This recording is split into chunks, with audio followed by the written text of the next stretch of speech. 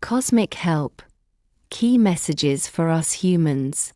We regularly hold community discussions in the city. One day, a man approached me in a friendly manner. I immediately sensed that our topics resonated deeply with him. "I have a lot more material that might interest you," he said, and we exchanged addresses. Since then, he has regularly sent me transcripts of sessions with extraterrestrial beings. In these sessions, a human serves as a medium through whom the extraterrestrial being communicates. It's similar to channeling. A representative named Ashtar Shiran is mentioned particularly often. Join me on a mental journey through the cosmos. Let's visit, in our imagination, Metharia, the Pleiades, or other advanced civilizations. Not to collect spectacular stories, but to ask, what could we learn from a humanity that is spiritually and ethically ahead of us? Surprisingly, these messages speak far less about spaceships or technological wonders than about consciousness, responsibility, and character development. Less about alien worlds than about our own inner being. They invite us to look inward first, rather than outward. One of their central messages is this: human beings are more than just their bodies.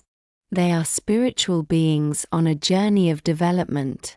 The visible body is only a small part of their total existence. The greater part of their being lies in consciousness, the mind, and the soul. Conscience, heart, and intuition are described as inner guidance, not as a moralizing finger wagging, but as a reliable compass. The real task is to take this quiet voice seriously again.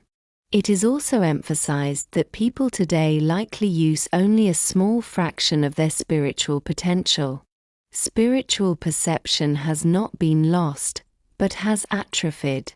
The connection to nature, to silence, and to one's inner self can help to unfold this potential once more. Development begins where we learn to listen again, not only with our minds, but also with our hearts. When we look at these more advanced civilizations, one thing stands out in particular. Progress is not measured by possessions, but by consciousness. Not by power, but by the capacity for peace. Not by control, but by self-governance. They seem to have overcome, or at least constructively transformed, violence, envy, and greed. A mature civilization is not recognized by its technology, but by how it treats the weak, how fairly it shares, and how carefully it respects all life. Illness, too, is understood differently in these messages. It appears not merely as a defect, but as a sign, a message, and sometimes as a corrective impulse. Not an enemy, but a teacher. Healing, therefore, means not only eliminating symptoms, but recognizing connections, taking responsibility, and growing inwardly. Likewise, the law of cause and effect is emphasized. Every thought, every word, and every action, but also many omissions, leaves a mark. We shape our tomorrow through what we think, feel, and do today. Development does not happen by chance, but through conscious action and inner maturation. The goal of human beings is described in surprisingly simple terms. Not perfection, but refinement. Human beings are meant to become more knowledgeable, more responsible, purer in character, nobler in spirit, and more spiritually mature. No one can undertake this development on our behalf. No savior can replace personal maturation. No system can replace conscience. No dogma can replace independent thought.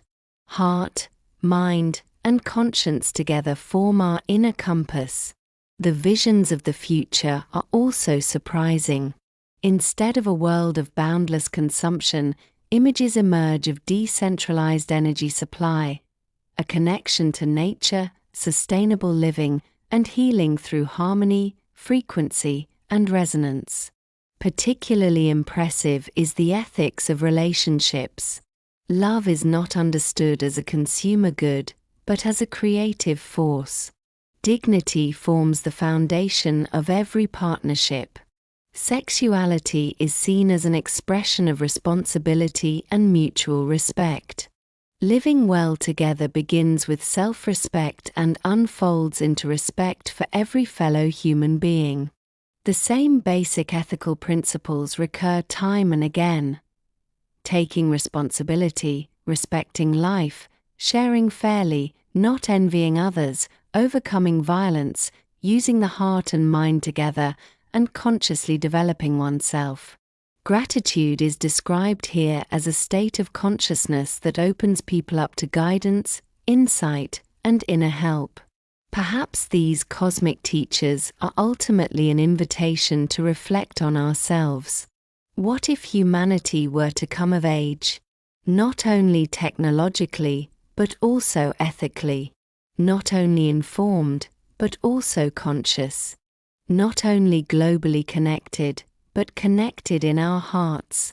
Not driven by fear and competition, but sustained by responsibility, compassion, and wisdom. Then the journey to Metharia or the Pleiades might not be a journey through space at all, but a journey toward the possibilities that already lie within every human being. The actual message might be surprisingly simple. Become the kind of person with whom a more highly developed civilization would gladly befriend.